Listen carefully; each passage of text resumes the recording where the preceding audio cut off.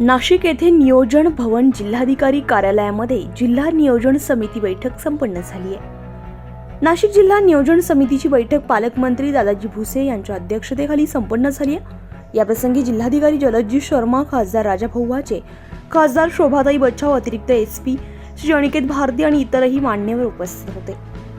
भारतातील पहिले मुलींचे सैनिकी प्रशिक्षण स्कूल नाशिकमध्ये उभारण्यात आले। तसेच ग्रामीण भागातील विद्यार्थिनींना सुपर 50 अंतर्गत प्रवेश देण्यात आलाय। त्यातील 50 पैकी 7 विद्यार्थिनी IIT साठी पात्र ठरल्या आहेत।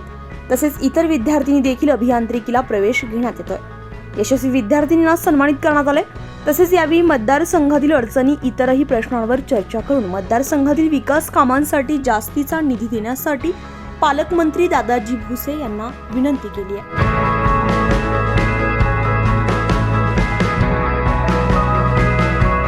24 लाईव्ह महाराष्ट्र न्यूज साठी जनार्दन घागळे, नाशिक।